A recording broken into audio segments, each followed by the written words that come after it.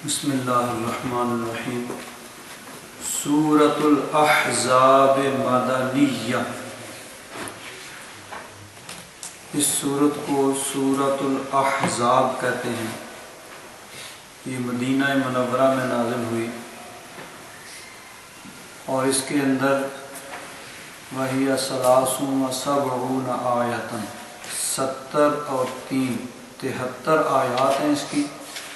و90 رکوعات 9 رکوع ہیں اس کے۔ ترتیب جس ترتیب کے ساتھ قرآن پاک موجود ہے اس ترتیب سے اس سورت کا نمبر ہے 33واں۔ 114 کل صورتیں ہیں قرآن پاک کی، اس ترتیب کے حساب سے اس کا نمبر 33واں ہے۔ ویسے نزول کے اعتبار سے یہ بہت بعد میں نازل ہوئی، کیونکہ مکہ مکرمہ میں جو چھوٹی چھوٹی صورتیں ہیں وہ اکثر مکہ مکرمہ میں نازل ہوئیں۔ تو ایک ترتیب ہے نزول کی اور ایک ترتیب ہے قرآن پاک کے جمع کرنے کی۔ نازل قرآن پاک ہوتا تھا جب کبھی کوئی واقعہ پیش آیا، کہیں رہنمائی کی ضرورت پڑی تو قرآن پاک کی کوئی آیات، چند آیات یا کوئی صورت نازل ہوئی، اور پھر نبی کریم صلی اللہ علیہ وسلم صحابہ کرام کو ارشاد فرما دیتے تھے کہ اس آیت کو فلاں صورت کے اندر رکھو، اور صورتوں کے متعلق بھی جو ہے تو اس ترتیب کے ساتھ قرآن پاک ہمارے پاس موجود ہے۔ یہ بھی صرف جمع کرنے والے صحابہ کرام کی اپنی ثوابدید یا ان کے خیال سے نہیں ہے کہ جس طرح ان کا دل چاہا یا جس طرح ان کو اچھا لگا یا جو انہوں نے بہتر سمجھا اس طرح اس ترتیب کے ساتھ انہوں نے جمع کر دیا۔ یہ ترتیب بھی اللہ تبارک و تعالیٰ کی طرف سے ہی ہے، اور اللہ تبارک و تعالیٰ کے حکم کے مطابق حضرت جبریل امین نبی کریم صلی اللہ علیہ وسلم کی بارگاہ میں عرض کرتے کہ اس صورت کو فلاں صورت کے بعد رکھا جائے، فلاں صورت سے پہلے رکھا جائے، فلاں صورت کے اندر اس آیت کو فلاں آیت کے بعد رکھا جائے۔ تو یہ ترتیب جو ہے یہ بھی اللہ تبارک و تعالیٰ کی طرف سے، یعنی اللہ تبارک و تعالیٰ کے حکم سے نبی کریم صلی اللہ علیہ وسلم کے ارشاد کے مطابق ہے۔ اسی لیے اب قرآن پاک میں جب تلاوت کی جاتی ہے تو اس میں ترتیب ضروری ہے کہ مثلا پہلی رکعت میں ایک آیت پڑھی گئی ہے تو دوسری رکعت میں اس سے بعد جو ہے اس کو تلاوت کرنا ہے، اس سے پیچھے والی جو ہے وہ نہیں کر سکتے۔ مثلا اگر پہلی رکعت میں ہم یہ پڑھتے ہیں سورۃ احزاب کی پہلی آیت یا ایھا النبی اتق اللہ، یہ 3 4 5 آیتیں پڑھتے ہیں، تو اب دوسری رکعت میں اس کے بعد قرآن پاک کا جو حصہ ہے 30ویں سپارے تک اس میں سے کوئی پڑھنا پڑے گا۔ یہ نہیں کر سکتے کہ آپ 20ویں سپارے میں سے 19ویں سے 28ویں سے اس سے پیچھے والی کوئی صورت وہ نہیں پڑھ سکتے۔ خلاف ترتیب قرآن پاک جو ہے وہ نماز کے اندر نہیں پڑھ سکتے۔ ترتیب اس میں بھی ضروری ہے کہ اس کو کہتے ہیں یہ توقیفی ہے، یعنی اللہ تبارک و تعالیٰ کے حکم کے مطابق نبی کریم صلی اللہ علیہ وسلم کے ارشاد کے مطابق چونکہ اس کو جمع کیا گیا ہے، تو اس ترتیب کی بھی پابندی جو ہے نماز کے اندر ضروری ہوتی ہے، اور یہ اسی وجہ سے ہے کہ یہ اللہ رسول کے حکم سے ہے۔ حالانکہ نزول کی ترتیب کچھ اور ہے، جو صورتیں پہلے نازل ہوئیں وہ بعد میں ہیں، اور بعض صورتیں جو بعد میں نازل ہوئیں وہ پہلے ہیں، جس طرح سورہ فاتحہ ہے، سورہ البقرہ، یہ اس کی اکثر آیات جو ہیں وہ آخری دور مدینہ منورہ میں نازل ہوئیں، لیکن وہ اب شروع میں پہلا سپارہ، دوسرا، تیسرا۔ تو یہ ترتیب ایک نزولی ہے کہ جیسے جیسے کوئی واقعہ پیش آیا، جیسے ضرورت ہوئی اس اعتبار سے آیات اور صورتیں نازل ہوئیں، لیکن اس کو جمع جو کیا گیا وہ بھی اللہ رسول کے حکم کے مطابق ہے، اور اس کی پابندی جو ہے پڑھنے میں بھی ضروری ہے۔ تو اس صورت کو سورۃ الاحزاب کہا جاتا ہے۔ احزاب حزب کی جمع ہے۔ حزب کا معنی ہوتا ہے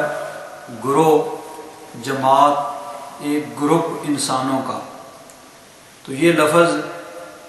اس سورت کی 20ویں آیت میں استعمال ہوا ہے، اسی اعتبار سے پھر اس کو یعنی سورۃ الاحزاب کہا جانے لگا۔ اس کا واقعہ آگے انشاءاللہ تفصیل سے بیان ہوگا کہ مکہ مکرمہ پر کافروں کے تمام گروہ، تمام قبیلے مل کر حملہ آور ہوئے، تو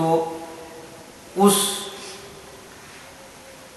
لشکر جو کہ 10,000 افراد پر مشتمل تھا کافروں کا، تمام عرب کے قبیلے مل کر انہوں نے ایک لشکر ترتیب دیا اور وہ مدینہ منورہ پر حملہ آور ہوئے۔ اور اندر جو منافقین تھے ان کی بھی ساز باز ان کو حاصل تھی، ان کی حمایت حاصل تھی، بھائی ٹھیک ہے تم باہر سے حملہ کرو، ہم اندر سے حملہ کریں گے اور ان کو ختم کر دیتے ہیں۔ یہودیوں کی بھی ان کو مدد حاصل تھی۔ تو اس طرح وہ مدینہ منورہ پر حملہ کر کے اسلام کا خاتمہ کرنا چاہتے تھے۔ نبی کریم صلی اللہ علیہ وسلم نے صحابہ کرام سے مشورہ کیا کہ مدینہ منورہ چھوٹی سی بستی ہے، اس میں بہت افرادی قوت بہت تھوڑی ہے، بہت تھوڑے لوگ رہتے ہیں، ایک چھوٹا سا لشکر جو ہے وہ بنتا ہے، اتنے بڑے لشکر اور پھر اندر بھی اس کے موجود دشمن، تو کس طرح مقابلہ کیا جائے۔ حضرت سلمان فارسی نے یہ مشورہ دیا کہ مدینہ منورہ کی حفاظت کے لیے جو کھلا میدان جس طرف سے زیادہ حملے کا خطرہ ہے اس طرف خندق کھود دی جائے، ایک گڑھا ایسا کہ جس کو انسان نہ پیدل عبور کر سکے نہ گھوڑے کے ذریعے اس کو عبور کر سکے۔ تو خندق کھودی گئی ایک پہاڑ سے لے کر دوسرے پہاڑ تک جو کھلا میدان تھا، تو اس لیے اس کو غزوہ خندق بھی کہا جاتا ہے اور غزوہ احزاب بھی کہا جاتا ہے کہ تمام قبیلے مل کے حملہ آور ہوئے تھے تو غزوہ احزاب کہا گیا۔ اور چونکہ خندق کھودی گئی تھی اپنے دفاع کے لیے، مدینہ منورہ کے دفاع کے لیے، تو غزوہ خندق بھی اس کو کہا جاتا ہے۔ یہ 5 ہجری میں ہوئی تھی۔ اس کا واقعہ اس سورت کے اندر بیان ہوا اور لفظ احزاب کا بھی استعمال ہوا، تو اسی مناسبت سے پھر اس سورت کو سورۃ الاحزاب کے نام سے پکارا جانے لگا۔ تو یہ ایک بہت سے جو اس میں واقعات اور مسائل، بڑے اہم مسائل اس سورت کے اندر جو ہیں وہ بیان ہوئے، جس میں ختم نبوت کا یعنی مسئلہ بھی ہے۔ نبی کریم صلی اللہ علیہ وسلم خاتم النبیین ہیں۔ اس میں اللہ تبارک و تعالیٰ نے وہ آیت بھی نازل فرمائی جس میں صراحتاً نبی کریم صلی اللہ علیہ وسلم کی ختم نبوت کا اعلان ہے، اور بہت سے ضروری پردہ کے مسائل اور بہت سے گھریلو مسائل جن کے معاشرے میں ضرورت ہوتی ہے۔ تو اس اعتبار سے یہ صورت بڑی اہم ہے کہ بڑے اہم اس میں واقعات کا ذکر ہے اور بڑے اہم مسائل کا اس کے اندر ذکر ہے۔ اس کو شروع فرمایا اللہ تبارک و تعالیٰ نے یا ایھا النبیو کے لفظ سے۔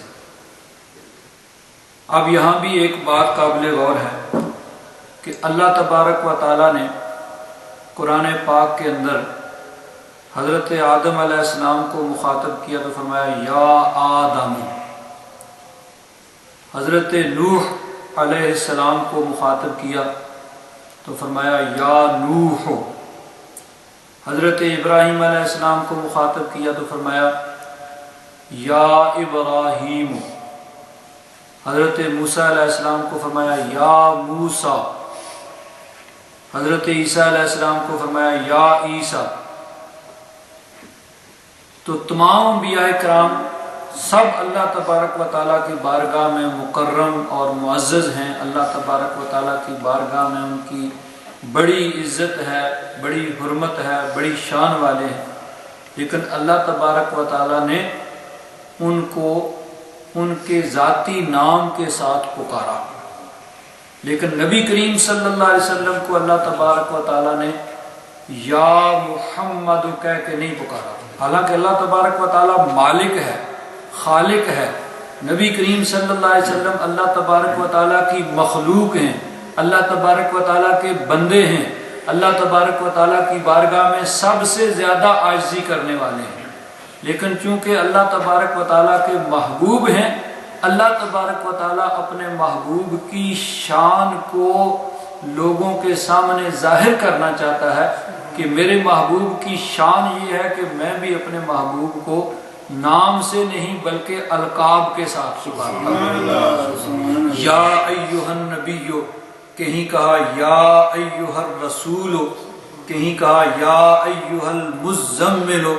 کہیں فرمایا یا ایھا المدثر، کہیں فرمایا یاسین، کہیں فرمایا طٰہٰ۔ تو اللہ تبارک و تعالیٰ نے اپنے محبوب کو القاب کے ساتھ پکار کر یہ بتا دیا کہ میرا محبوب، میں بھی اپنے محبوب کو یعنی القاب کے ساتھ پکارتا ہوں، تم بھی میرے محبوب کو القاب کے ساتھ، عزت کے ساتھ، احترام کے ساتھ جو ہے وہ پکارا کرو۔ اسی لیے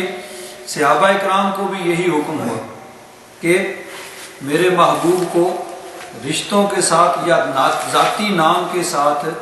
نہیں پکارنا ہے، بلکہ میرے محبوب کو جس طرح دیکھیے اللہ تبارک و تعالیٰ نے قرآن پاک میں ارشاد فرمایا یا ایھا الذین آمنوا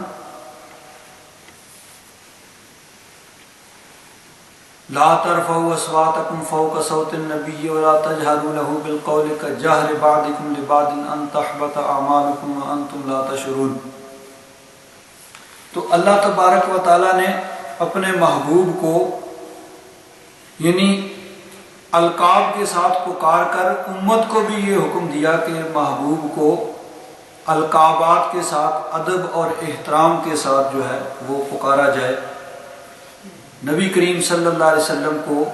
رشتوں کے ساتھ یعنی حضور نبی کریم صلی اللہ علیہ وسلم کسی کے باپ ہیں، کسی کے یعنی باقی رشتے جو ہیں وہ بھی سب کے ہیں، حضور کے سسر بھی تھے، حضور کے داماد بھی تھے، باقی رشتہ داریاں سب ہیں، لیکن کسی رشتے کے ساتھ حضور نبی کریم صلی اللہ علیہ وسلم کو نہیں پکارنا ہے، بلکہ ان سب کے بھی لیے یہی حکم تھا۔ چچا ہے تو اس کے لیے یہی حکم ہے کہ تم بھتیجا کہہ کے نہ پکارو بلکہ یا رسول اللہ کہہ کے تم بھی پکارو۔ تو حضور کے چچا بھی حضرت عباس حضور کو اے بھتیجے کہہ کے، اے محمد کہہ کے نہیں پکارتے تھے بلکہ یا رسول اللہ کہہ کے وہ بھی پکارا کرتے تھے۔ تو سب کے لیے یہی حکم ہے کہ میرے محبوب کو القاب کے ساتھ، ادب کے ساتھ اور احترام کے ساتھ پکارا جائے۔ تو فرمایا یا ایھا النبی۔ اب لفظ نبی جو ہے اس کی بھی اگر اس کے اندر غور کیا جائے تو مفسرین فرماتے ہیں کہ لفظ نباؤن جو ہے یہ نبی نباؤن سے مشتق ہے، اس سے نکلا ہے، اور نباؤن کا معنی ہوتا ہے خبر دینا، تو نبی کا معنی ہے خبر دینے والا۔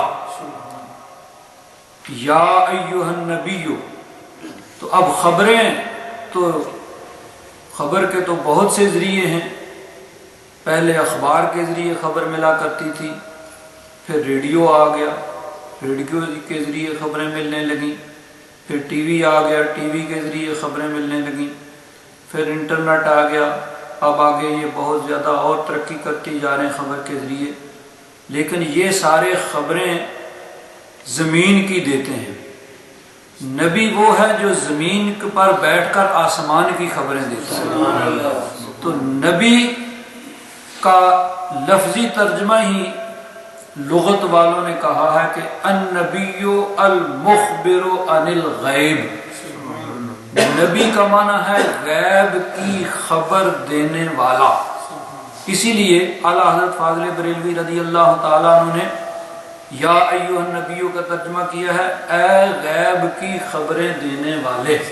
یعنی یہ مفسرین کی تمام تشریحات کو سامنے رکھتے ہوئے یہ ترجمہ کیا ہے۔ یا ایھا النبی اتق اللہ، اے نبی اللہ تبارک و تعالی سے ڈرتے رہیے۔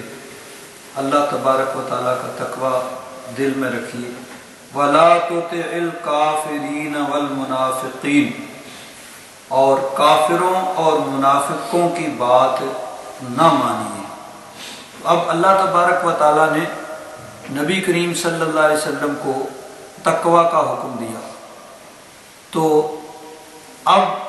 کسی چیز کا حکم کسی کو اس وقت دیا جاتا ہے کہ جب وہ کام نہیں کر رہا۔ مثلا ایک آدمی یہاں بیٹھا ہوا ہے، ہر ہفتے آتا ہے، تو میں اس کو کہوں بھائی تم درس میں آیا کرو، وہ تو پہلے سے ہی موجود ہے، ہر ہفتے موجود ہوتا ہے۔ تو جو نہیں آتا ہے یا کبھی آتا ہے، جو نہیں آتا اس کو میں کہوں گا بھائی تم آیا کرو، جو کبھی کبھی آتا ہے اس کو کہوں میں ہر ہفتے آیا کرو۔ تو جو پہلے سے ہی ہر ہفتے آ رہا ہے اس کو کہوں بھائی ہر ہفتے آیا کرو۔ تو یہ ایک یعنی تحصیل حاصل ہے کہ جو چیز پہلے ہی موجود ہے وہ اس کا حکم دیا جا رہا ہے۔ لیکن بعض اوقات یہ ہوتا ہے کہ ایک آدمی ایک کام کر رہا ہوتا ہے، لیکن اس کو کہا جاتا ہے بھئی تم یہ کام کرتے رہو، اس کو چھوڑنا نہیں ہے۔ تو یہاں یہی مراد ہے کہ نبی کریم صلی اللہ علیہ وسلم تقوی اور پرہیزگاری کے سب سے بلند اور اعلیٰ معیار، جو ایک سب سے بلند تقوی کا معیار ہو سکتا ہے، اس پہ نبی کریم صلی اللہ علیہ وسلم فائز ہیں۔ تو اللہ تبارک و تعالیٰ کا حکم ہے کہ اے محبوب اسی معیار کو برقرار رکھیے تقوی اور پرہیزگاری کے۔ اور پھر یہ بھی ہے کہ نبی کریم صلی اللہ علیہ وسلم کے ذریعہ سے یہ حکم نبی کریم صلی اللہ علیہ وسلم کی امت کو دیا جا رہا ہے قیامت تک کے لیے کہ اے محبوب کی امت تم بھی اپنے دل کے اندر تقوی اور پرہیزگاری کو یعنی اختیار کر لو۔ وَلَا تُطِعِ الْكَافِرِينَ وَالْمُنَافِقِينَ، کافروں اور منافقوں کی بات نہ مانیے، ان کے پیچھے نہ چلیے۔ کہ کفار کچھ لوگ مدینہ منورہ میں آئے اور نبی کریم صلی اللہ علیہ وسلم سے بات چیت کرنے لگے، تو انہوں نے کہا کہ آپ ہمارے بتوں کو برا بھلا کہنا چھوڑ دیں، ہمارے بتوں کو برا نہ کہیں تو ہم آپ کے ساتھ صلح کر لیں گے، لڑائی جھگڑا ختم ہو جائے گا۔ نبی کریم صلی اللہ علیہ وسلم کو اس بات سے سخت صدمہ ہوا، لیکن چونکہ وہ امن لے کر حضرت فاروق اعظم نے عرض کیا یا رسول اللہ اجازت دیجیے میں ان سب کو قتل کر دوں۔ تو حضور نے فرمایا نہیں، میں ان کو امن دے چکا ہوں، تو اب ان کو تم قتل نہیں کرو گے۔ تو حضور نے کہا کہ ٹھیک ہے بھائی تم چلے جاؤ، اب یہاں سے نکل جاؤ۔ ان کی اس بات سے حضور کو سخت صدمہ ہوا، تو اللہ تبارک و تعالیٰ نے فرمایا کہ محبوب اسی روش پہ، اسی طریقے پہ قائم رہیے، کافروں اور منافقوں کی بات نہ مانیے۔ ان اللہ کان علیما حکیما، بے شک اللہ تبارک و تعالیٰ علیم و حکیم ہے، جاننے والا ہے اور حکیم ہے، ہر کام کو حکمت کے مطابق اللہ تبارک و تعالیٰ کرنے والا ہے۔ وَاتَّبِعْ مَا يُوحَىٰ إِلَيْكَ، اتباع کیجیے اس کی جو آپ کی طرف سے وحی کی جاتی، آپ کی طرف وحی کی جاتی ہے، میرے رب کا، آپ کے رب کی طرف سے جو آپ کو وحی کی جاتی ہے اس کی اتباع کیجیے، اس کے مطابق چلتے رہیے۔ ان اللہ کان بما تعملون خبیرا، بے شک اللہ تبارک و تعالی خبردار ہے جو کچھ تم کرتے ہو۔ وتوکل علی اللہ، اور اللہ تبارک و تعالیٰ پر توکل کیجیے، اللہ تبارک و تعالیٰ پر بھروسہ رکھیے۔ وَكَفَىٰ بِاللَّهِ وَكِيلًا، اور اللہ تبارک و تعالیٰ کافی ہے وکیل، مددگار، وہی تمہارا حامی و ناصر ہے۔ مَا جَعَلَ اللَّهُ لِرَجُلٍ مِّن قَلْبَيْنِ فِي جَوْفِهِ، اللہ تبارک و تعالیٰ نے کسی انسان کے سینے کے اندر، پیٹ کے اندر دو دل نہیں رکھے۔ قلب، قاف دو نقطے والا ہو تو اس کا معنی ہوتا ہے دل، اور اگر قیاف جس کو اردو میں پڑھتے ہیں، عربی میں دونوں کو قاف ہی کہتے ہیں، ایک قاف ذرا موٹی آواز اور ایک کاف جس کو اردو میں قیاف کہتے ہیں۔ تو اگر دو نقطے والے قاف کے ساتھ ہو قلب تو اس کا معنی ہوتا ہے دل، اور اگر کش والے کاف کے ساتھ قلب ہو تو اس کا معنی ہوتا ہے کتا۔ تو یہ لفظ یعنی دو کاف کے بدلنے سے اس کے معنی میں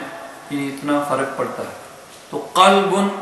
قاف دو نقطے والا، دل، قلبین دو دل، فی جوف ہی اس کے جوف میں، اس کے پیٹ میں، اس کے سینے میں۔ کسی انسان کے سینے میں اللہ تبارک و تعالیٰ نے دو دل نہیں رکھے۔ اس کے متعلق بعض مفسرین اکرام نے یہ کہا کہ ایک آدمی تھا بڑا ہوشیار، چلاک، شاطر، بڑے یعنی ہر معاملے میں بڑی ہوشیاری سے، چلاکی سے کام لیتا تھا، اور کہتا تھا میرے سینے کے اندر دو دل ہیں۔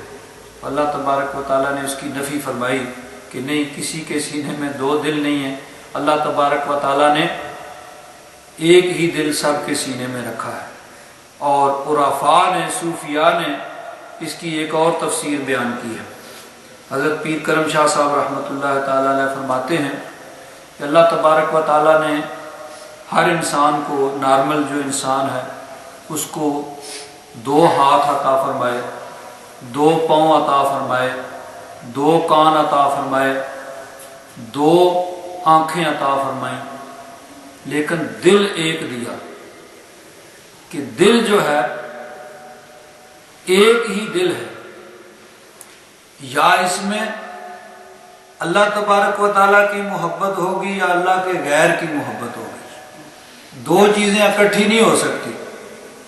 اللہ تبارک و تعالیٰ کی محبت ہوگی تو ہر وہ چیز جس سے بھی وہ محبت کرے گا وہ اللہ کے لیے محبت کرے گا، اور اگر غیر کی محبت ہوگی، دنیا کی محبت ہوگی، تو پھر اللہ تبارک و تعالیٰ کی محبت، اب اللہ تبارک و تعالیٰ کی محبت کا تقاضا یہ ہے کہ صرف ان چیزوں کی محبت دل کے اندر ہو کہ صرف اللہ کی رضا کے لیے ہو، نبی کریم صلی اللہ علیہ وسلم کی محبت ہو، اسی طرح نیک، متقی، پرہیزگار لوگوں کی محبت، اور ہر وہ اچھی چیز جس کی محبت دل کے اندر وہ اللہ کی رضا کے لیے ہو۔ اللہ کی رضا کے لیے جس چیز سے محبت رکھنی ہے وہ اللہ تبارک و تعالیٰ کی محبت ہی شمار ہوگی۔ فرمایا دو دل نہیں ہے، دل ایک ہی ہے، یا اس میں اللہ کی محبت ہوگی یا غیر کی محبت ہوگی، تو اللہ تبارک و تعالیٰ کی محبت اس دل کے اندر رکھو، غیر کی محبت کو نکال دو۔ وَمَا جَعَلَ أَزْوَاجَكُمُ اللَّائِي تُظَاهِرُونَ مِنْهُنَّ أُمَّهَاتِكُمْ، اس میں بھی ایک عرب کا ایک بہت اہم مسئلہ جو ہے جس کو فقہ کی اصطلاح میں زہار کہا جاتا ہے، کہ اپنی بیوی کو ماں کی طرح کہہ دینا، یا اس طرح کہتے تھے کہ تو مجھ پر میری ماں کی پشت کی طرح ہے، اس کو زہار کہا جاتا تھا۔ عرب کے اندر یہ لفظ لوگ استعمال کرتے تھے، اور پھر اس کے ذریعے سے یعنی وہ ہمیشہ کے لیے اس پر حرام ہو جاتی تھی۔ تو اس میں اللہ تبارک و تعالیٰ نے فرمایا کہ وہ بیویاں تمہاری جن سے تم زہار کرتے ہو وہ تمہاری مائیں نہیں ہیں، یعنی صرف اتنا کہنے سے وہ مائیں نہیں ہو جاتی، ہاں زہار جو کرتے تھے اس کا پھر کفارہ اللہ تبارک و تعالیٰ نے لازم کیا کہ جو زہار کرے گا اس پر کفارہ لازم ہوگا۔ اس کا بیان جو ہے سورۃ المجادلہ 28ویں سپارے کے پہلے رکوع کے اندر ہے کہ زہار کا کفارہ لازم کیا گیا کہ جو اس طرح کی بات کرے گا، جو بیوی سے زہار کرے گا اس کو کفارہ دینا پڑے گا، اور کفارہ جو ہے وہ اس طرح ہے کہ ایک غلام کو آزاد کرنا، اور اگر غلام آزاد نہیں کر سکتا ہے تو 2 مہینے کے مسلسل روزے، اور اگر 2 مہینے کے مسلسل روزے بھی نہیں رکھ سکتا ہے تو پھر 60 مسکینوں کو کھانا کھلانا، یہ زہار کا کفارہ ہے۔ پہلے عرب کے اندر یہ رواج ہوتا تھا کہ جو زہار کرتا تھا وہ ہمیشہ کے لیے اس پر حرام ہو جاتی تھی، تو اسلام میں اس کے اندر یہ تبدیلی کی گئی کہ زہار کرنے سے وہ ہمیشہ کے لیے اس پر حرام تو نہیں ہوگی، لیکن زہار کرنے والا، ایسی بات کرنے والا، اس کو کفارہ دینا پڑے گا۔ جب تک وہ کفارہ نہیں دے گا اس وقت تک وہ اس کی بیوی اس پر حرام رہے گی۔ تو فرمایا وَمَا جَعَلَ أَزْوَاجَكُمُ اللَّائِي تُظَاهِرُونَ مِنْهُنَّ أُمَّهَاتِكُمْ، تمہاری وہ بیویاں جن سے تم زہار کرتے ہو اللہ تبارک و تعالیٰ نے ان کو تمہاری مائیں نہیں بنا دیا ہے۔ وَمَا جَعَلَ أَدْعِيَاءَكُمْ أَبْنَاءَكُمْ، اور ادعیا وہ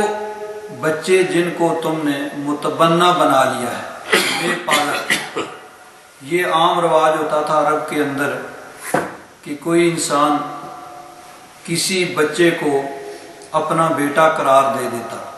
جس کو متبنہ کہا جاتا ہے، لے پالک کہا جاتا ہے، تو اس کے لیے پھر وہ اس کے حقیقی بیٹے کی طرح ہو جاتا، تمام معاملات میں وہ حقیقی بیٹے کی طرح، گھر کے اندر اس کا آنا جانا، جس طرح بیٹا ہر وقت آتا ہے جاتا ہے، اور اس کے گھر کے اندر کوئی پردہ نہیں ہے، کوئی رکاوٹ نہیں ہے، اور پھر حتیٰ کہ وہ حقیقی بیٹے کی طرح وارث بھی ہو جاتا کہ اس انسان کے مرنے کے بعد وہ وراثت میں سے اس کو حصہ ملتا۔ اب یہ رسم عرب کے اندر 100 سال سے چل رہی تھی، لیکن اس کے اندر بہت سی خرابیاں تھیں کہ ایک ایسا انسان جو حقیقی بیٹا نہیں ہے، صرف اس کو زبان سے بیٹا کہا ہے، اور اس کو گھر کے اندر وہی حیثیت حاصل ہو جائے جو حقیقی بیٹے کو ہے، تو اس میں بہت سی معاشی خرابیاں بھی پیدا ہوتی تھیں۔ اور پھر آگے چل کے ایک تو گھریلو اعتبار سے بہت سی خرابیاں پیدا ہو رہی ہیں، دوسرے اس کے مرنے کے بعد پھر حقیقی وارث جو ہیں ان کا حق جو اس کو ملتا تھا، تو اللہ تبارک و تعالیٰ نے اس کی بھی اصلاح فرما دی کہ صرف کسی کو بیٹا کہہ دینے سے وہ بیٹا نہیں ہو جاتا، نہ اس کے بیٹے کے احکام ہیں شرعی اعتبار سے اور وراثت کے اعتبار سے اس کے وہ احکام نہیں ہیں۔ تو اس ایک رسم جو چل رہی تھی عرب کے اندر اس کو بھی ختم کر دیا۔ وَمَا جَعَلَ أَدْعِيَاءَكُمْ أَبْنَاءَكُمْ، جن کو تم نے اپنا بیٹا کہا ہے تمہارے بیٹے نہیں ہیں، صرف زبان سے کہا ہے، تو ان کو اللہ تبارک و تعالیٰ نے تمہارے بیٹے نہیں بنا دیا۔ ذَلِكُمْ قَوْلُكُمْ بِأَفْوَاهِكُمْ، یہ تو تمہارے منہ کی بات ہے، یعنی تم نے زبان سے یہ بات کہی ہے لیکن حقیقت نہیں ہے۔ وَاللَّهُ يَقُولُ الْحَقَّ، اللہ تبارک و تعالیٰ حق ارشاد فرماتا ہے، وَهُوَ يَهْدِي السَّبِيلَ، اور وہی سیدھے رستے کی ہدایت عطا فرماتا ہے۔ ادعوہم لآبائہم، وہ جو لے پالک متبنہ ہیں جن کو تم نے اپنے بیٹے کہا ہے، ان کو ان کے اصل باپوں کے نام سے پکارو۔ عرب کے اندر یہ ہوتا تھا کہ جب کسی کو متبنہ بنا لیا جاتا تو اس کو اسی کے نام سے پکارا جاتا جس نے اس کو متبنہ بنایا ہے، اسی کے نام سے۔ جب وہ گھر کے اندر اس کو حقیقی بیٹے کی حیثیت حاصل ہوگی، حتیٰ کہ وہ وارث بھی ہو جاتا، تو اسی کے نام کے ساتھ اس کو فلاں بن فلاں کہا جاتا کہ جس نے اس کو اپنا بیٹا کہا ہے، اسی کے بیٹے کے طرح اس کو پکارا جاتا کہ یہ فلاں کا بیٹا ہے، اسی نام سے پکارا جاتا۔ تو فرمایا کہ نہیں، ان کے جو اصل باپ ہیں، حقیقی باپ ہیں، انہی کی طرف ان کی نسبت کر کے ان کو پکارو۔ وہ اقسط عند اللہ، یہ اللہ تبارک و تعالیٰ کے نزدیک زیادہ عدل و انصاف پر مبنی ہے۔ فَإِن لَّمْ تَعْلَمُوا آبَاءَهُمْ، اگر تمہیں ان کے حقیقی آباء باپوں کا علم نہ ہو، بعض ایسے بھی لوگ ہوتے تھے جو کہیں سے غلام بکتے بکاتے آئے ہیں، ان کے باپ کے بارے میں کسی کو علم نہیں ہے، یہ کہاں پیدا ہوا، اس کے باپ کا کیا نام تھا، تو فرمایا کہ اگر ان کے آباء کا تمہیں علم نہ ہو، فَإِخْوَانُكُمْ فِي الدِّينِ وَمَوَالِيكُمْ، تو وہ تمہارے بھائی ہیں دین کے اندر اور تمہارے دوست ہیں۔ وَلَيْسَ عَلَيْكُمْ جُنَاحٌ فِي مَا أَخْطَأْتُمْ بِهِ، تم پر کوئی حرج نہیں ہے جو تم نے پہلے غلطی کی، یعنی جو پہلے اب تک یہ رسم چلی آ رہی تھی اور ان کو اپنے جو لے پالک تھا اس کو، جو ان کو متبنہ بناتا تھا، ان کی طرف منسوب کر کے پکارا جاتا تھا کہ فلاں بن فلاں، تو اس میں تم پر کوئی حرج نہیں ہے۔ وَلَٰكِن مَّا تَعَمَّدَتْ قُلُوبُكُمْ، لیکن وہ جس کا ارادہ کریں تمہارے دل، یعنی اب سے اس کو روک دیا گیا، اب اس کے بعد اس طرح نہیں کہنا۔ وَكَانَ اللَّهُ غَفُورًا رَحِيمًا، اور اللہ تبارک و تعالیٰ بخشنے والا، رحم فرمانے والا ہے۔ مفسرین کرام نے فرمایا کہ حضرت زید بن حارثہ رضی اللہ تعالیٰ عنہ، یہ حضور نبی کریم صلی اللہ علیہ وسلم کے غلام تھے۔ حضور نبی کریم صلی اللہ علیہ وسلم نے ان کو آزاد کیا اور ان کو اپنا متبنہ بنا لیا، تو ان کو کہا جاتا تھا زید بن محمد۔ تو یہ آیت اترنے کے بعد پھر ان کو زید بن حارثہ کے نام سے پکارا جانے لگا۔ پہلے ان کو زید بن محمد کہا جاتا تھا کہ نبی کریم صلی اللہ علیہ وسلم نے ان کو آزاد کر کے ان کو متبنہ بنا لیا تھا، اپنا بیٹا بنا لیا تھا، تو عرب کی اس رسم کے مطابق پھر ان کو زید بن محمد کہا جاتا تھا۔ اس آیت کے اترنے کے بعد پھر ان کو زید بن حارثہ جو ہے وہ کہا جانے لگا۔ زید بن حارثہ کون تھے؟ یہ عرب کے ایک قبیلے کے فرد تھے، عرب کا ایک قبیلہ، اس کے ایک فرد کے بیٹے تھے۔ بچپن میں ان کی والدہ لے کر ان کو اپنے میکے گئی، تو وہاں سے ان کو کچھ ڈاکوؤں نے اٹھا لیا۔ کچھ لوگ جو ڈاکہ زنی کرتے ہیں وہ ڈاکہ زنی کر کے آ رہے تھے، یہ خیمے کے باہر کھیل رہے تھے، تو وہاں سے انہوں نے ڈاکوؤں نے ان کو اٹھا لیا اور جا کے ان کو اوقاز کی منڈی کے اندر جا کے ان کو فروخت کر دیا۔ اس کے بارے میں مفسرین کرام نے تقریباً تمام مفسرین نے اس موقع پر حضرت زید بن حارثہ کا تذکرہ کیا ہے، اور ان کے متعلق جو کچھ احادیث مبارکہ میں ہے اس کو یعنی یہاں پہ لکھا ہے۔ حضرت زید بن حارثہ کہتے ہیں کہ بنو قزا سے ان کا تعلق تھا، ایک قبیلہ تھا جو یمن کا ایک معزز قبیلہ تھا، اور ان کی والدہ ان کا نام تھا سعدہ بنت سالبہ، ان کا تعلق بنو ماہن سے تھا، اور جو قبیلہ طے کی ایک شاخ تھی، طے قبیلہ اس کی ایک شاخ۔ تو حضرت زید بن حارثہ کو ان کی والدہ لے کر اپنے بیکے اپنے ماں باپ کے گھر گئی ہوئی تھی، وہ بھی بچے تھے، تو بنو قین کے کچھ سوار لوٹ مار کر کے آ رہے تھے۔ حضرت زید بن حارثہ خیمے کے بعد تھے، انہوں نے وہاں سے اٹھا لیا اور عکاظ کی منڈی میں جا کر کہا بھئی یہ ہمارا غلام ہے۔ حضرت حکیم بن حزام جو ام المومنین حضرت خدیجہ الکبریٰ کے بھتیجے تھے،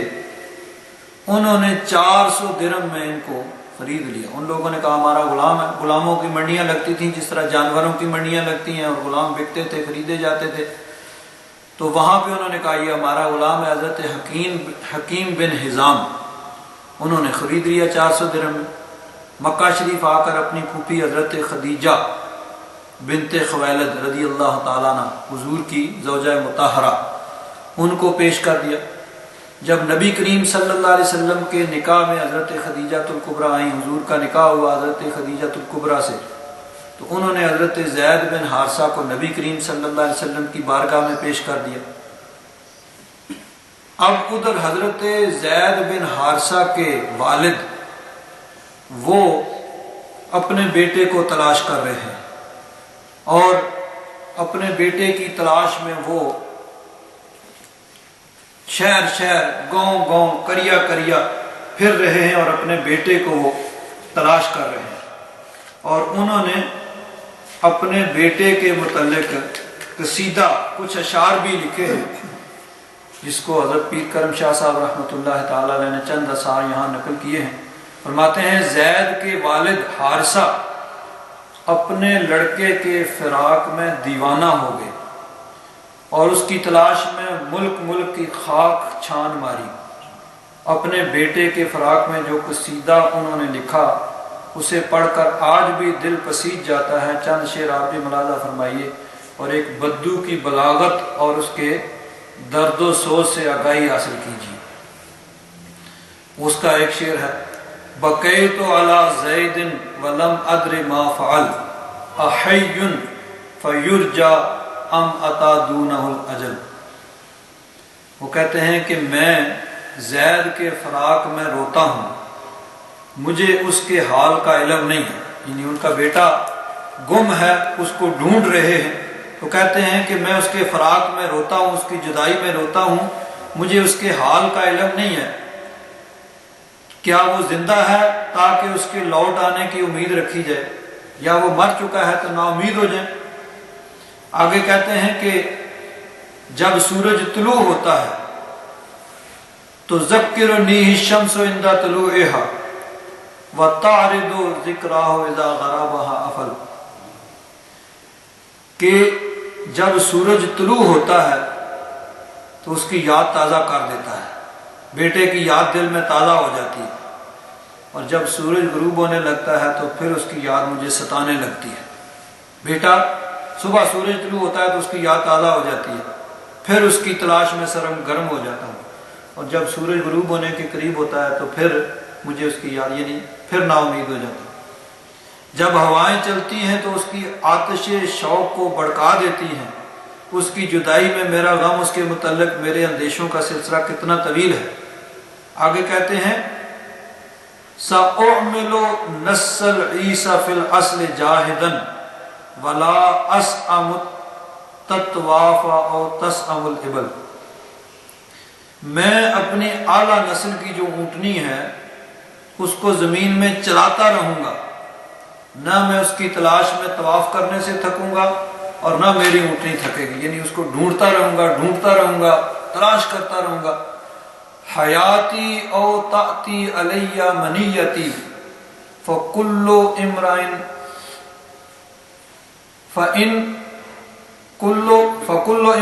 فان وان غرہ العمل، وہ کہتے ہیں میں اپنی زندگی کی قسم کھا کے کہتا ہوں میں اس کی تلاش جاری رکھوں گا حتیٰ کہ میری موت آ جائے۔ ہر شخص فانی ہے اگرچہ امید اسے دھوکہ دے۔ اس نے کہا کہ میں جب تک زندہ ہوں میں اپنے بیٹے کو تلاش کرتا رہوں گا، میری موت آ گئی تو تب یہ سلسلہ جو ہے وہ ختم ہوگا۔ تو حضرت زید بن حارثہ کے والد اپنے بیٹے کو تلاش کر رہے ہیں، حارثہ جو ہیں اپنے بیٹے زید کو تلاش کر رہے ہیں۔ ان کے قبیلے کے کچھ لوگ حج کرنے کے لیے مکہ مکرمہ آئے تو وہاں انہوں نے حضرت زید کو دیکھا، پہچان لیا، حضرت زید نے بھی ان کو دیکھ کر پہچان لیا۔ وہ واپس یمن گئے اور ان کے والد کو خبر دی کہ ہم نے مکہ میں تمہارے بیٹے کو دیکھا ہے، اور جن لوگوں کے پاس وہ ہے وہ بڑے کریم، بڑے شفیق، بہت اچھے لوگ ہیں۔ حضرت زید بن حارثہ کے والد اپنے بھائی کو ساتھ لے کر وہاں سے چلے اور مکہ مکرمہ پہنچے، اور پوچھتے پچھاتے وہ بالآخر نبی کریم صلی اللہ علیہ وسلم کی بارگاہ میں آ گئے، اور آ کر انہوں نے کس طرح کہا، وہ آ کر کہتے ہیں کہ اے عبد المطلب کے فرزند، اے اس قوم کے سردار کے بیٹے، آپ لوگ اللہ کے حرم میں رہنے والے ہیں، آپ غلاموں کی گردنیں آزاد کرنے والے ہیں اور قیدیوں کو قید سے چھڑاتے ہیں، ہم اپنے بیٹے اور آپ کے غلام کے سلسلہ میں آپ کے پاس آئے ہیں، آپ ہم پر احسان فرمائیں اور اس کا فدیہ ہم سے قبول کر کے اس کو آزاد کر دیں۔ حضور نبی کریم صلی اللہ علیہ وسلم نے پوچھا تمہارا بیٹا کون ہے؟ انہوں نے کہا جی زید، یہ ہمارا بیٹا ہے، ہم اس کو لینے آئے ہیں، آپ فدیہ لے لیں، آپ نے چونکہ اس کو خریدا ہوگا رقم دے کر تو آپ اپنی رقم لے لیں اور مہربانی فرمائیں وہ ہمارے حوالے کر دیں۔ نبی کریم صلی اللہ علیہ وسلم نے فرمایا بھائی میں تمہارے سامنے ایک بڑی معقول بات رکھوں گا جس کو ہر عقل مند آدمی پسند کرے گا۔ انہوں نے کہا کہ جی فرمائیے۔ حضور نبی کریم صلی اللہ علیہ وسلم نے فرمایا کہ ہم زید کو بلا لیتے ہیں اور اس سے پوچھ لیتے ہیں، اگر زید تمہارے ساتھ جانا چاہے تو ہم کوئی فدیہ نہیں لیں گے، کوئی رقم نہیں لیں گے، ہماری طرف سے آزاد اور اجازت ہے کہ ٹھیک ہے وہ تمہارے ساتھ چلا جائے، اور اگر وہ خود تمہارے ساتھ نہیں جانا چاہتا تو پھر تم اس کو مجبور نہ کرو اپنے ساتھ لے جانے کے لیے۔ انہوں نے دل میں سوچا بھئی یہ کیسے ہو سکتا ہے، ہمارا بیٹا جس طرح ہم اپنے بیٹے کی جدائی میں تڑپ رہے ہیں، ہمارا بیٹا بھی ہماری جدائی میں تڑپ رہا ہوگا، اس کے دل کے اندر بھی اپنے باپ، اپنا قبیلہ، خاندان، ماں باپ، بہن بھائی، سارا خیش قبیلہ، اپنے علاقے کی تڑپ موجود ہوگی، تو اس کو تو جب کہا جائے گا تو وہ فوراً تیار ہو جائے گا۔ یہ کیسے ہو سکتا ہے کہ وہ اپنے ماں باپ بہن بھائیوں قبیلے اور اپنے علاقے کو چھوڑ کر، آزادی کو چھوڑ کر غلامی کو ترجیح دے؟ انہوں نے کہا جی آپ نے بالکل بہت اچھی بات کی، ہم نے جو آپ کے پاس متعلق سنا تھا آپ اس سے بہتر ہیں، ہم نے جتنی آپ کی تعریف سنی تھی آپ اس سے بھی اعلیٰ اخلاق کے مالک ہیں۔ تو بالکل صحیح آپ نے فرمایا ہے، جس طرح زید چاہے گا اسی طرح کیا جائے گا۔ حضرت زید بن حارثہ کو بلایا گیا، نبی کریم صلی اللہ علیہ وسلم نے فرمایا بھئی ان کو پہچانتے ہو؟ عرض کیا حضور یہ میرے ابا ہیں اور یہ میرے چچا ہیں۔ اب جب انہوں نے اغوا کیا تھا اس وقت بچے تھے، اب حضرت زید بڑے ہو چکے تھے، دونوں باپ بیٹا گلے ملے اور دونوں نے ایک دوسرے سے یعنی دونوں کی آنکھوں میں آنسو آ گئی، ہچکیاں بن گئیں، ساری یعنی محفل پر ایک کیفیت طاری ہوگی کہ اتنے عرصے کے بعد باپ بیٹے کی ملاقات ہوتی ہے، اتنے عرصے سے جدا ہیں اور باپ اپنے بیٹے کے لیے یعنی ملک کی خاک چھان رہا ہے، آج باپ بیٹے کی ملاقات ہوتی ہے تو پوری محفل کے اندر ایک یعنی جذباتی کیفیت طاری ہوگی۔ اس کے بعد نبی کریم صلی اللہ علیہ وسلم نے فرمایا بھئی یہ تمہیں لینے آئے ہیں تمہارے باپ اور تمہارے چچا، ہم تمہیں اختیار دیتے ہیں کہ اگر تم اپنے باپ کے ساتھ جانا چاہتے ہو ہماری طرف سے تمہیں کوئی رکاوٹ نہیں ہے، تم جا سکتے ہو، اور اگر تم ہمارے پاس رہنا چاہتے ہو تو پھر ہم نے ان سے یہ کہا ہے کہ یہ تمہیں جانے پر مجبور نہیں کریں گے۔ حضرت زید بن حارثہ نے فوراً عرض کیا یا رسول اللہ یا حبیب اللہ مجھے اپنے قدموں سے دور نہ کیجئے، میں آپ کے در سے کہیں نہیں جانا چاہتا۔ اعلیٰ حضرت فاضل بریلوی رضی اللہ تعالیٰ عنہ نے اسی کی اس طرح منظر کشی کی ہے کہ فرماتے ہیں تیرے ٹکڑوں پہ پلے غیر کی ٹھوکر پہ نہ ڈال، تیرے ٹکڑوں پہ پلے غیر کی ٹھوکر پہ نہ ڈال، جھڑکیاں کھائیں کہاں چھوڑ کے صدقہ تیرا، اور یا رسول اللہ تیرے قدموں میں جو ہیں غیر کا منہ کیا دیکھیں، تیرے قدموں میں جو ہیں غیر کا منہ کیا دیکھیں، کون نظروں میں جچے چھوڑ کے تلوا تیرا، کہ جب یا رسول اللہ کون نظروں میں جچے دیکھ کے تلوا تیرا، جب آپ کا تلوا دیکھ لیا ہے تو پھر کوئی اور نظروں میں سما ہی نہیں سکتا۔ یا رسول اللہ مجھے اپنے قدموں سے دور نہ کیجئے، مجھے اپنے قدموں میں رکھیے، میں آپ کے ٹکڑوں پر پلنا چاہتا ہوں۔ تو باپ بھی حیران ہوا، چچا بھی حیران ہوا کہ یہ کیسا بیٹا ہے جو غلامی کو آزادی پر ترجیح دے رہا ہے۔ حضرت زید بن حارثہ نے کہا کہ میں 1000 آزادیوں کو اس غلامی پہ قربان کرنے کے لیے تیار ہوں۔ یہ وہ غلامی ہے کہ جس پہ 1000 آزادیوں کو قربان کیا جا سکتا ہے۔ تو نبی کریم صلی اللہ علیہ وسلم نے فرمایا بھئی جب یہ نہیں جانا چاہتا تو ہم اس کو مجبور نہیں کرتے۔ اس وقت نبی کریم صلی اللہ علیہ وسلم نے ان کو قریب بلایا اور فرمایا کہ یہ میرا بیٹا ہے، آج کے بعد یہ یعنی حضور نے ان کو آزاد کر دیا اور اپنا بیٹا قرار دے دیا۔ تو فرمایا کہ یہ آج کے بعد یہ میرا بیٹا ہے اور اس کو میرے بیٹے کے تمام حقوق جو ہیں وہ حاصل ہوں گے۔ جب انہوں نے دیکھا باپ نے چچا نے کہا ہمیں تو اپنے بیٹے کی خوشی جو ہے وہ مطلوب ہے، ہم تو بیٹے کو خوش دیکھنا چاہتے ہیں، ہمارا بیٹا اگر خوش ہے تو ہم بھی اسی میں راضی۔ تو اس وقت نبی کریم صلی اللہ علیہ وسلم نے ان کو اپنا بیٹا بنا لیا۔ اس وقت سے ان کو زید بن محمد کہا جانے لگا۔ پھر جب یہ آیت اتری تو اس کے بعد ان کو زید بن حارثہ کے نام سے پکارا جانے لگا۔ لیکن یہ تبدیلی جو ہے صرف یعنی نام پکارا جانا جو ہے اسی کی صرف تبدیلی ہے، ورنہ جہاں تک نبی کریم صلی اللہ علیہ وسلم کا تعلق ہے نبی کریم صلی اللہ علیہ وسلم نے ان کو حقیقی بیٹوں کی طرح ہی عزیز رکھا۔ حضرت زید بن حارثہ کے متعلق امام عبد الرزاق وہ روایت کرتے ہیں، امام عبد الرزاق جو ہیں امام بخاری کے دادا استاد ہیں، یعنی امام بخاری کی ان سے ملاقات نہیں ہوئی ہے۔ امام بخاری اور امام مسلم ایک واسطے سے ان سے احادیث مبارکہ روایت کرتے ہیں کہ امام بخاری کے جو اساتذہ ہیں، جو شیوخ ہیں، جن سے امام بخاری اور مسلم نے حدیثیں روایت کی ہیں، حاصل کی ہیں، وہ لوگ امام عبد الرزاق کے شاگرد ہیں۔ تو امام عبد الرزاق انہوں نے بھی حدیث پاک کی ایک کتاب جو ہے وہ تصنیف کی ہے، جن کو مصنف عبد الرزاق کہا جاتا ہے۔ تو وہ روایت کرتے ہیں وہ امام زہری سے کہ ہم کسی ایسے شخص کو نہیں جانتے جو زید بن حارثہ سے پہلے اسلام لایا ہو۔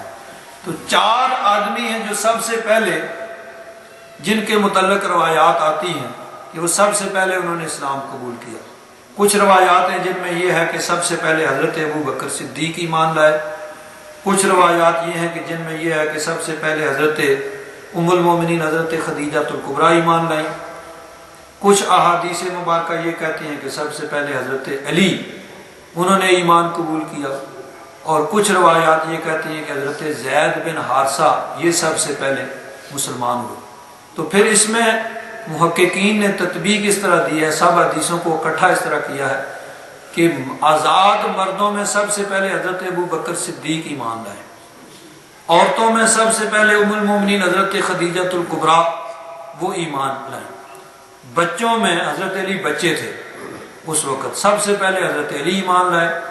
اور آزاد شدہ غلاموں میں سب سے پہلے حضرت زید بن حارثہ یہ ایمان لائے۔ تو حضرت زید بن حارثہ کو پھر نبی کریم صلی اللہ علیہ وسلم کی بارگاہ میں ان کا یہ درجہ اور مرتبہ تھا کہ جس لشکر کے اندر حضرت زید بن حارثہ کو حضور بھیجتے اس لشکر کا امیر ان کو بناتے، حالانکہ اس کے اندر جلیل القدر صحابہ کرام موجود ہوتے، لیکن اس لشکر کا امیر حضرت زید بن حارثہ کو نبی کریم صلی اللہ علیہ وسلم بہت سے غزوات میں ان کو 7 تک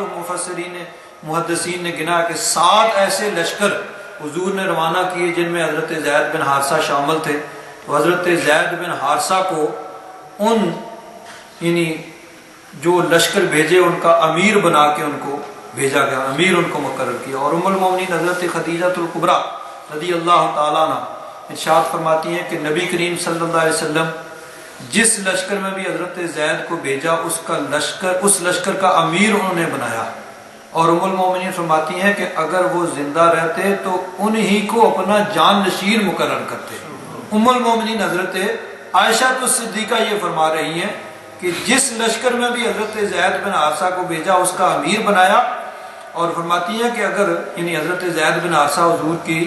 ظاہری حیات میں شہید ہو گئے تھے ایک غزوہ کے اندر، فرماتی ہیں کہ اگر وہ زندہ رہتے، یہ مسند امام احمد کی حدیث پاک ہے، اگر وہ زندہ رہتے تو حضور ان کو اپنا جان نشین مقرر کرتے۔ اور امام بخاری نے روایت کیا ہے حضرت سلمہ بن اکوع رضی اللہ تعالیٰ عنہ، وہ روایت کرتے ہیں کہ نبی کریم صلی اللہ علیہ وسلم کے ساتھ 7 غزوات میں شریک ہوئے حضرت زید بن حارثہ۔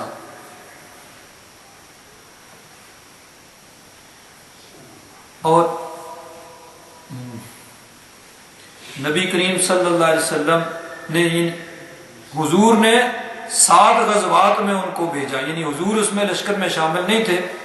حضور نے لشکر بھیجے اور اس میں حضرت زید بن حارثہ شامل تھے۔ تو نبی کریم صلی اللہ علیہ وسلم نے ان غزوات کے اندر ان لشکروں کا حضرت زید بن حارثہ کو امیر بنایا، ان کے پھر آگے نام بھی انہوں نے گنے، فلاں فلاں فلاں لشکر۔ آخری جس میں بھیجا وہ تھا غزوہ موتا کا، روم کے بہت بڑے لشکر کے مقابلے میں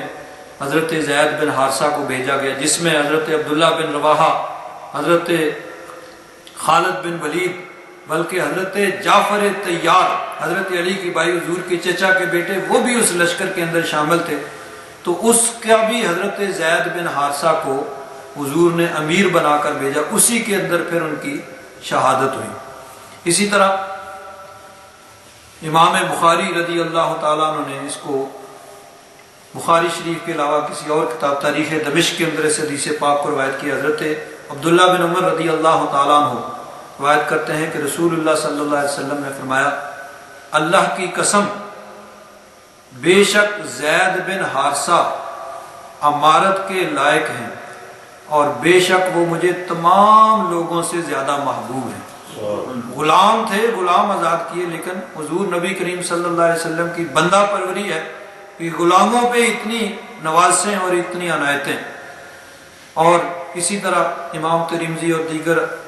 ائمہ نے اس حدیث پاک کو روایت کی۔ حضرت ام المومنین حضرت عائشہ الصدیقہ رضی اللہ تعالیٰ عنہ فرماتی ہیں، حضرت زید بن حارثہ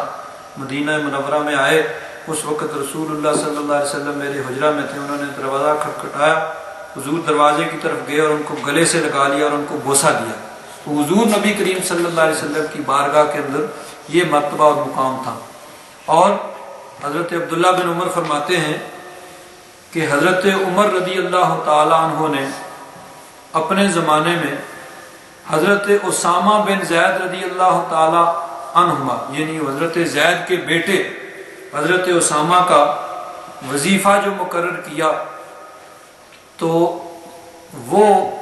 حضرت عبداللہ بن عمر یعنی خلیفہ امیر المومنین کے اپنے بیٹے سے زیادہ، حضرت عبداللہ بن عمر سے زیادہ اسامہ بن زید، حضرت زید کے بیٹے جو تھے، ان کا وظیفہ مقرر کیا۔ تو حضرت عبداللہ بن عمر فرماتے ہیں میں نے اس کی وجہ پوچھی تو حضرت عمر نے فرمایا کہ حضرت اسامہ تمہاری نسبت رسول اللہ صلی اللہ علیہ وسلم کو زیادہ محبوب تھے، اسامہ حضور کے زیادہ پیارے تھے، اور اسامہ کے باپ زید تمہارے باپ عمر، یعنی خود اپنے متعلق کہتے ہیں اسامہ کے باپ زید تمہارے باپ عمر کی نسبت نبی کریم صلی اللہ علیہ وسلم کو زیادہ محبوب تھے، اس لیے میں نے اسامہ کا جو ہے وہ وظیفہ تمہاری نسبت زیادہ مقرر کیا ہے۔ حضرت اسامہ بن زید نوجوان تھے، بالکل نوجوان، تو نبی کریم صلی اللہ علیہ وسلم نے ان کو ایک لشکر کا امیر مقرر کیا، حضرت زید بن حارثہ کے بیٹے، ان کو ایک لشکر کا امیر مقرر کیا۔ تو ابھی وہ لشکر روانہ نہیں ہوا تھا کہ حضور نبی کریم صلی اللہ علیہ وسلم کا وصال ہو گیا۔ حضور کے وصال کی وجہ سے وہ لشکر کچھ ڈیلے ہو گیا، رک گیا۔ جب باقی معاملات خلافت وغیرہ کے طے ہو گئے تو حضرت ابو بکر صدیق رضی اللہ تعالیٰ عنہ نے اس لشکر کو پھر روانہ کرنے کا ارادہ کیا۔ تو صحابہ کرام نے مشورہ دیا کہ حضور کے وصال کی وجہ سے حالات بہت بدل گئے ہیں، کچھ لوگ مرتد ہو گئے ہیں، کچھ لوگ اور اسی طرح بہت سے یعنی باغی کہیں کھڑے ہو گئے ہیں، کہیں ختم نبوت کا انکار کر رہے ہیں لوگ۔ تو مختلف لوگوں نے اپنی اپنی نبوت کا ڈھونگ رجایا ہوا ہے، اپنی نبوت کا اعلان کر دیا ہے۔ تو بہتر یہ ہے کہ اس لشکر کو یا تو بھیجا نہ جائے اتنے دور، جب مدینہ کو خود خطرہ ہے، اور اگر بھیجا جائے تو پھر کسی جہاں دیدہ آدمی تجربہ کار کو اس لشکر کا امیر بنایا جائے۔ تو حضرت ابو بکر صدیق رضی اللہ تعالیٰ عنہ نے فرمایا کہ جس لشکر کو میرے آقا نے روانہ کرنے کا ارادہ کیا میں اس کو نہیں روک سکتا، اور جس کو میرے آقا نے امیر لشکر بنایا ہے میں اس کو معزول نہیں کر سکتا۔ حضرت اسامہ بن زید کو ہی حضرت ابو بکر صدیق نے اس کا امیر رکھا، بلکہ جب وہ لشکر روانہ ہونے لگا تو حضرت ابو بکر صدیق خود اس لشکر کو روانہ کرنے کے لیے چلے۔ حضرت اسامہ تو گھوڑے پہ سوار ہیں اور حضرت ابو بکر صدیق ساتھ پیدل چل رہے ہیں۔ حضرت اسامہ نے عرض کیا حضور آپ امیر المومنین خلیفۃ المومنین، آپ گھوڑے پہ سوار ہوں، میں باغ پکڑ کے ساتھ چلتا ہوں۔ فرمایا نہیں، تمہیں حضور نے امیر مقرر کیا، تم گھوڑے پہ سوار ہوگے اور ابو بکر ساتھ باغ اس کی جو ہے پکڑ کے ساتھ ساتھ چلے گا اور تمہیں وہاں تک الوداع کہے گا۔ اور حضرت اسامہ بن زید رضی اللہ تعالیٰ عنہ، ان کے متعلق بعض روایات اس طرح کی بھی ہیں کہ نبی کریم صلی اللہ علیہ وسلم بعض اوقات اس طرح تشریف لاتے کہ ایک طرف حضرت اسامہ بن زید کو کندھے پہ بٹھایا ہوا ہوتا اور ایک طرف حسنین کریم حضرت امام حسن یا حضرت امام حسین ان کو کندھے پہ بٹھایا ہوا ہوتا، یعنی جس طرح اپنا نواسا اسی طرح حضرت زید بن حارثہ کے بیٹے کو بھی حضور نے کندھے پہ بٹھایا ہوا۔ لیکن محققین کہتے ہیں کہ اس روایت میں تھوڑا سا یعنی یہ بات اس طرح نہیں ہو سکتی کہ ایک ہی وقت میں دونوں کو کندھوں پہ بٹھایا ہو۔ ہاں یہ ہو سکتا ہے کہ جب حضرت اسامہ بچے تھے اس وقت حضرت اسامہ کو کندھے پہ بٹھایا ہوا ہو، اور پھر بعد میں اسی طرح حضرت امام حسن یا امام حسین کو جس طرح کندھے پہ بٹھایا اسی طرح حضرت اسامہ کو بھی کندھے پہ بٹھایا ہو۔ لیکن کیونکہ ان کی عمروں میں کافی فرق ہے کہ حضرت اسامہ حضور کے وصال کے وقت یعنی ابھی نوجوان تھے، لیکن کم از کم 14 15 16 سال کی اتنی عمر ہوگی کہ جس وقت ان کو امیر لشکر بنایا گیا، اور حسنین کریمین تو ان کی عمریں 4-5 برس کی تھی۔ تو ایک طرف 1 سال کا بچہ اور 10-11 سال کا بچہ اس کو کندھے پہ اس طرح نہیں اٹھایا جاتا۔ تو ممکن ہے کہ اس کا معنی یہ ہو کہ جس طرح حسنین کریمین کو حضور کندھے پہ اٹھاتے تھے، اسی طرح حضور حضرت اسامہ بن زید کو بھی کندھے پہ اٹھایا کرتے تھے۔ تو یہ نبی کریم صلی اللہ علیہ وسلم کا اخلاق کریمانہ ہے کہ حضور نے غلاموں کو یہ شان عطا فرمائی ہے، اور پھر حضور کے اخلاق کی یہ شان ہے کہ حضرت اسامہ بن زید اس غلامی کو آزادی پہ ترجیح دے رہے ہیں اور اپنے باپ کے پاس نہیں جانا چاہتے، نبی کریم صلی اللہ علیہ وسلم کے قدموں میں رہنا انہوں نے گوارا کیا۔ اللہ تبارک و تعالیٰ نے ان کو یہ مقام عطا فرمایا کہ آج بھی اہل اسلام ان کی بارگاہ میں اسی طرح نذرانہ عقیدت پیش کرتے ہیں اور ان کی محبت دل کے اندر رکھتے ہیں، اور یہ عقیدت اور محبت تا قیامت قائم رہے گی اہل ایمان کے دل میں کہ انہوں نے حضور کی خاطر، حضور کی غلامی کی خاطر آزادی کو قربان کر دیا۔ اللہ تبارک و تعالیٰ نے ان کو یہ مرتبہ اور مقام عطا فرمایا۔